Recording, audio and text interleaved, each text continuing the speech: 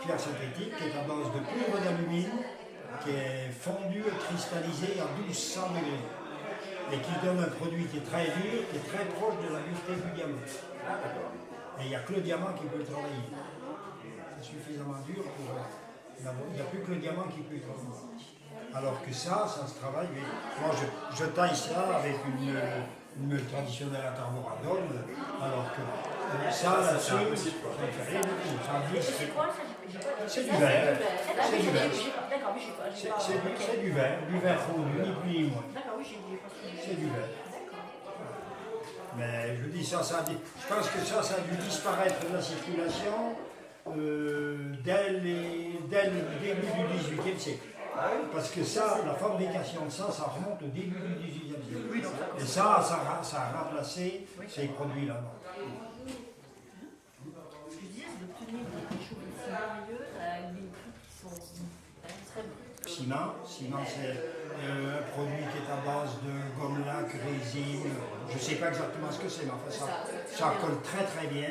Ça fond à basse température. Une petite lampe à alcool, ça suffit très très bien pour faire fondre, coller. Et puis quand la pierre est collée, à partir du moment où la pierre est collée par rapport à la forme du brut, le lapidaire va déterminer si avec ça il fait une pierre rectangulaire ou carrée ou ronde ou ovale.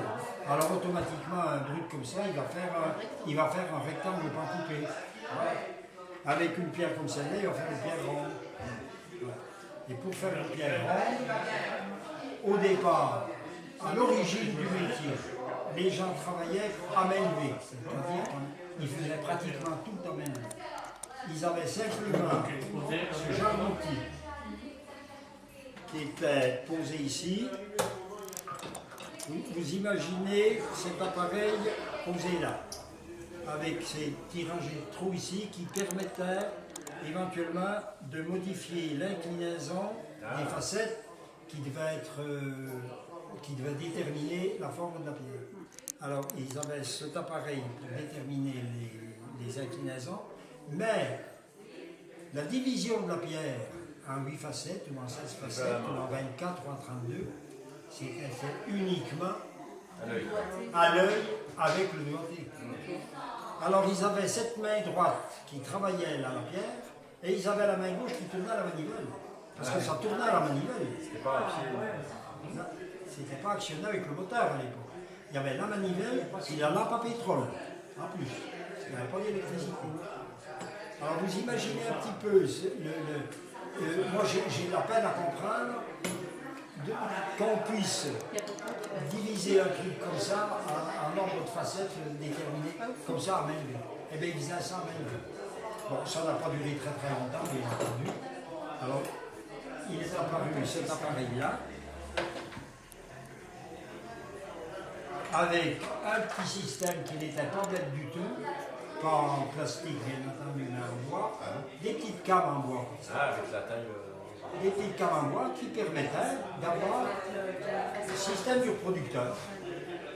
Les inclinaisons étaient toujours données par la rangée du petit trou qui est ici, et puis les facettes, en appuyant la câble sur la petite palette, ça permettait de tailler le facette.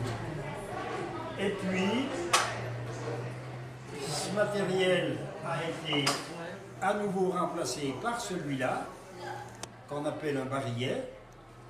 Alors là, c'était beaucoup plus perfectionné, puis ça a permis de faire beaucoup plus de beau boulot. C'est ni plus ni moins qu'un diviseur. Avec ici, sur le petit cylindre, il y a une série de canaux différents qui permettent de diviser la pierre en 8, en 16, en 24. Et puis ici, il y a toute une gamme de petits trous également qui permettent de faire des pierres fantaisie. Ce que j'appelle la pierre fantaisie, c'est par opposition à une pierre géométrique comme ça. Par exemple, une forme de cœur, par exemple. Vous n'avez pas de facettes qui sont semblables. Donc il faut trouver... voilà.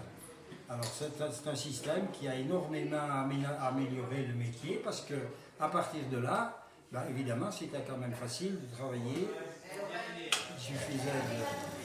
Il y avait qu'une chose qu'il fallait quand même avoir un petit coup de main, c'est la profondeur de la facette. Parce que là, il n'y avait rien qui disait alors. Ça, il fallait savoir à quel moment s'arrêter. Alors l'individu, le lapidaire, il faisait une petite facette, les gars, c'est la facette grave. Je redonne un petit coup, je tourne, voilà. Et puis les facettes étaient taillées là, et puis de la même façon, avec le même appareil, ils étaient polis. Sur des meules, en ce qui concerne